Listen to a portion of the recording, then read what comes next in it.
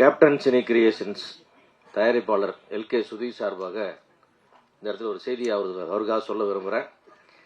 Captain cine creation ஆரம்பித்து 25வது ஆண்டுகள் நடந்த இந்த வெள்ளி விழா ஆண்டில் முருகதாஸ் சார் சொன்ன வார்த்தையை அப்படியே ஏற்று ரமணா 2 செய்யலான்னு தயாரிப்பாளர் தயாராகிறாரு, இயக்குனர் தயாராகிறாரு.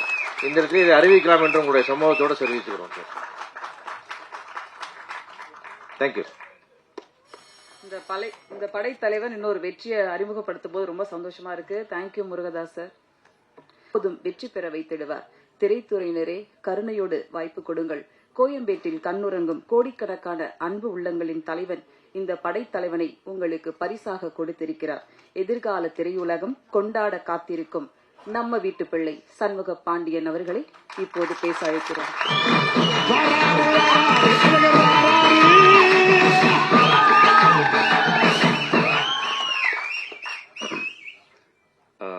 வந்திருக்க பிரஸ் சேனல், யூடியூப் நண்பர்கள் எல்லாருக்கும் வணக்கம்.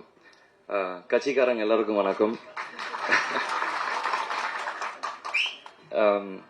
இந்த படம் எனக்கு ரொம்ப ஸ்பெஷலான படம்.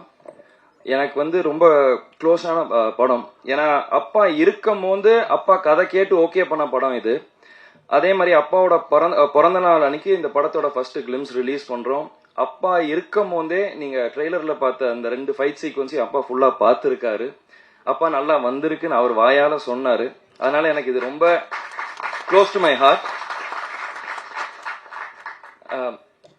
அதே மாதிரி அன்பு பிரதர் எனக்கு டே 1 என்ன கதை சொல்லி இது இப்படிதான் பிரதர் வரும், இது இந்த மாதிரி தான் அவுட்புட் என்ன வரும்னு சொன்னாரோ அதை அப்படியே எக்ஸாக்டா கொடுத்துருக்காரு. So thank you brother. Cameraman sir ரொம்ப அருமையான ஒர்க் பண்ணியிருக்காரு.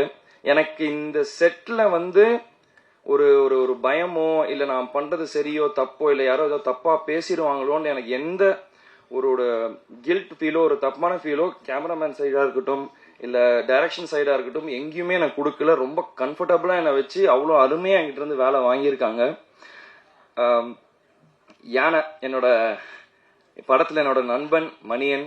நானும் அதுவும் நீங்க எல்லாரும் நினைச்சிருக்கலாம் இந்த மாதிரி யானை கூட ஒரு 20 நாள் 30 நாள் பிராக்டிஸ் எடுத்து இது பண்ணலான்ட்டு. ஆனா என் டைரக்டர் சார் அதெல்லாம் உடல.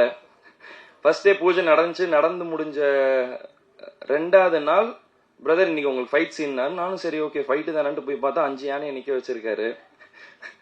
நான் கூட ஏதோ விளையாட்டுக்கு சொன்னார், இல்ல பிரதர் நீங்க யானை கீழே வரணும் ஒருத்தர் அடிக்கணும்னு. சரி பிரதர் சும்மா விளையாட்டுக்கு தானே ஏதோ சரின்னு விட்டேன். பார்த்தா நிஜமாலே ஃப்ரேம் அதுக்கு தான் வச்சுட்டு இருந்தாங்க.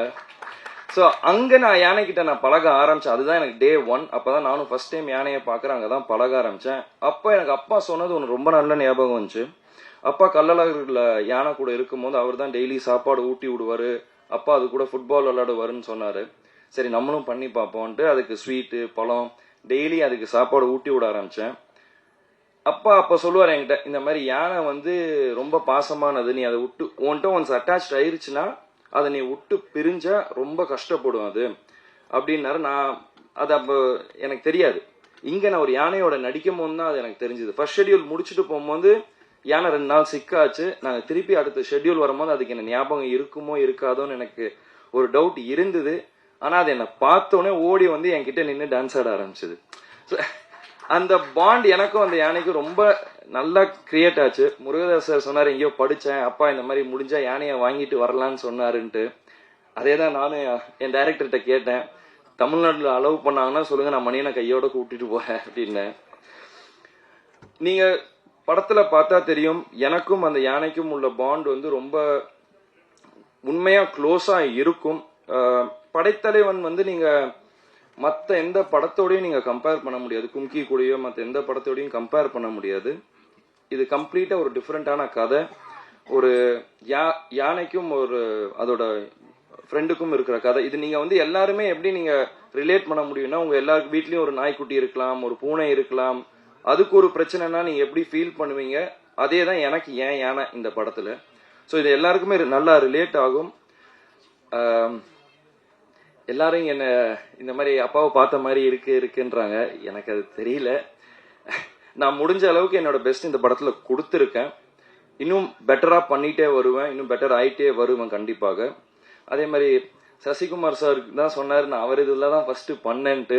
இந்த படத்துல வந்து கேமரா முன்னாடி ஒரு பயம் இல்லாம நடிக்கிறதுக்கு ஒரு காரணம் சசிகுமார் சார் தான்.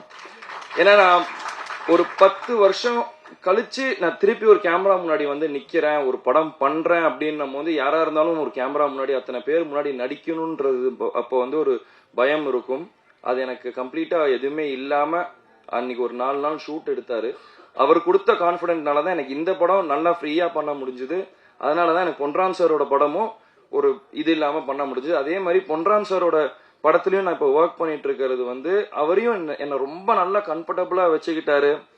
இப்ப நான் எப்படி இவரை பிரதர்ன்றோன்னா நான் அவரை சாருன்னுவேன்.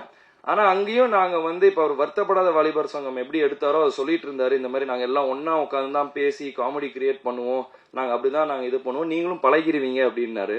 நிஜமாலே அதே மாதிரி தான் போச்சு. இன்னும் அந்த மாதிரி தான் போயிட்டு இருக்கு. ஸோ நாங்க ஒரு காமெடி சீக்வன்ஸ் எடுத்தாலும் சரி, ஃபைட் எடுத்தாலும் சரி, மொத்த ஆர்டிஸ்ட் பொன்ராம் சார் எல்லாம் ஒன்னா உட்காந்து ஒரு சீனை பேசிட்டு தான் பண்ணுவோம். So thank you sir. Muruga sir, நீங்க சொன்னீங்க கேப்டன் பிரபாகரன் நீங்க நிறைய ரிப்பீட் ஆடியன்ஸா நீங்க போய் பாத்தீங்கன்ட்டு. நான் அப்படி பார்த்த படம் வந்து ரமணா சார். ஸோ அது எனக்கு ரொம்ப பிடிச்ச படம். நீங்க ரமணா 2 என்னை வச்சு எடுக்கணும்ன்றீங்க. Thank you so much. It means a lot to me sir. ஏன்னா என்னோட ஒன் ஆஃப் த ஃபேவரட். நான் ரமணா அம்மா கிட்ட கூட சொல்லியிருக்கேன். இந்த மாதிரி நிறைய இன்டர்வியூஸ்லயும் கேட்டிருக்காங்க, உனக்கு ரீமேக் பண்ணணும்னா எந்த 2 படம் இல்ல எந்த இது படம்னா எனக்கு ஃபர்ஸ்ட் சத்திரியன், அதுக்கு அடுத்து எனக்கு ரமணா தான். So thank you so much sir. அதே மாதிரி கேமராமேன் சார், நீங்க என்னமோ நீங்க சொல்லி நம்ம ஷூட்டிங்ல நிறைய பண்ணியிருக்கோம். பட் அவுட்புட் நான் இப்ப பெரிய ஸ்கிரீன்ல பார்க்கும்போது எக்ஸ்ட்ராடினரி சார். ரொம்ப சூப்பரா பண்ணியிருக்கீங்க சார். அண்ட் இதுல நாங்க ஷூட்டிங் நாங்க நிறைய கஷ்டப்பட்டிருக்கோம்.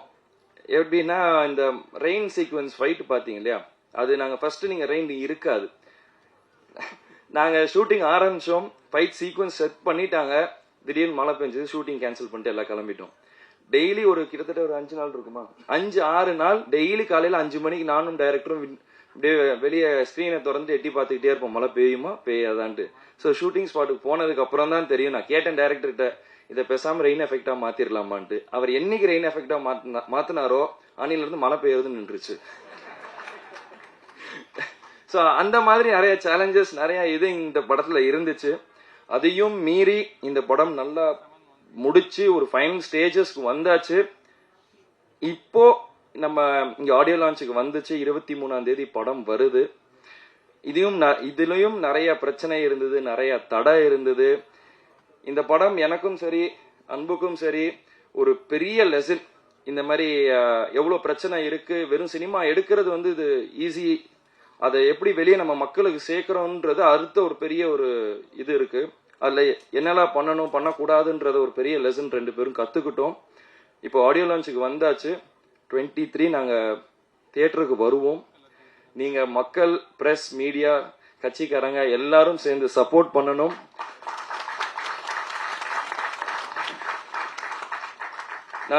நான் முடிஞ்ச அளவுக்கு நான் பண்ணியிருக்கேன். மீண்டும் நான் இன்னும் பெட்டரா வாங்கிட்டே வருவேன்.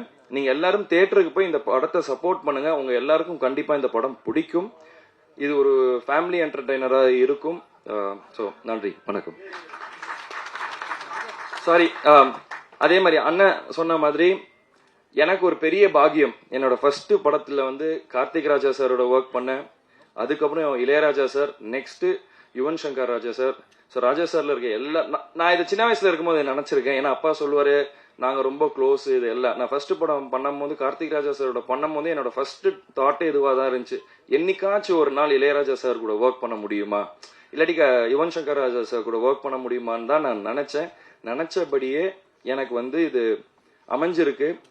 அப்பாவோட ஆசீர்வாதத்தினாலதான் நடந்துச்சுன்னு நான் நினைக்கிறேன். அதே மாதிரி இளையராஜா சார் ரொம்ப ஸ்வீட்.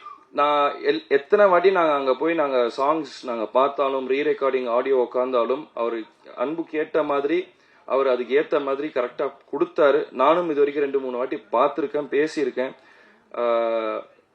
படத்துக்கு நானும் இன்னும் படத்தை பார்க்கல, இனிமேல் தான் படத்தை பார்க்கணும். ஸோ மியூசிக்ஸ் 2மே அற்புதமா வந்திருக்கு. So thank you so much sir, and thank you.